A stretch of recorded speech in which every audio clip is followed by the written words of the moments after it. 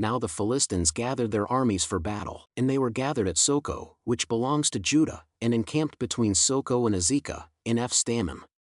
And Saul and the men of Israel were gathered, and encamped in the valley of Elah, and drew up in line of battle against the Philistines. And the Philistines stood on the mountain on the one side, and Israel stood on the mountain on the other side, with a valley between them. And there came out from the camp of the Philistines a champion named Goliath of Gath, whose height was 6 cubits and a span. He had a helmet of bronze on his head, and he was armed with a coat of mail, and the weight of the coat was 5,000 shekels of bronze.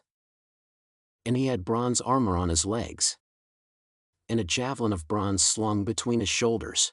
The shaft of his spear was like a weaver's beam, and his spear's head weighed 600 shekels of iron. And his shield-bearer went before him. He stood and shouted to the ranks of Israel, "Why have you come out to draw up for battle? Am I not a Philistine, and are you not servants of Saul? Choose a man for yourselves, and let him come down to me. If he is able to fight with me and kill me, then we will be your servants. But if I prevail against him and kill him, then you shall be our servants and serve us." And the Philistine said, "I defy the ranks of Israel this day. Give me a man, that we may fight together." When Saul and all Israel heard these words of the Philistine, they were dismayed and greatly. Now David was the son of an Ephrathite of Bethlehem in Judah, named Jesse, who had 8 sons. In the days of Saul the man was already old and advanced in years. The 3 oldest sons of Jesse had followed Saul to the battle, and the names of his 3 sons who went to the battle were Eliab the firstborn, and next to him Abinadab, and the third Shammah. David was the youngest. The 3 eldest followed Saul. But David went back and forth from Saul to feed his father's sheep at Bethlehem. For 40 days, the Philistine came forward and took his stand, morning and evening.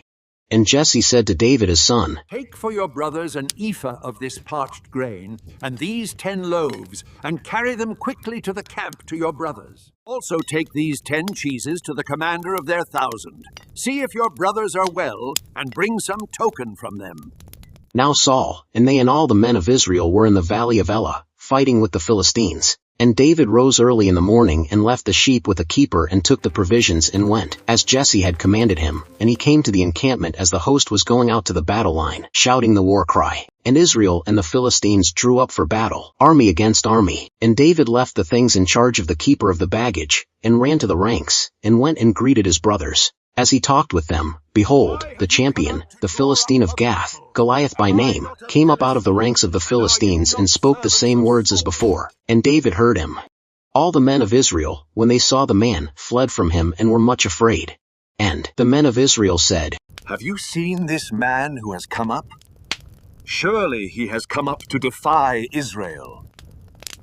And the king will enrich the man who kills him with great riches, and will give him his daughter, and make his father's house free in Israel." And David said to the men who stood by him, "What shall be done for the man who kills this Philistine and takes away the reproach from Israel? For who is this uncircumcised Philistine, that he should defy the armies of the living God?" And the men of Israel said, "So shall it be done to the man who kills him." Now Eliab his eldest brother heard when he spoke to the men, and Eliab's anger was kindled against David, and he said, "Why have you come down? And with whom have you left those few sheep in the wilderness?" "I know your presumption and the evil of your heart, for you have come down to see the battle." And David said, "What have I done now? Was it not but a word?" And he turned away from him toward another, and spoke in the same way, and the people answered him again as before. When the words that David spoke were heard, they repeated them before Saul, and he sent for him. And David said to Saul,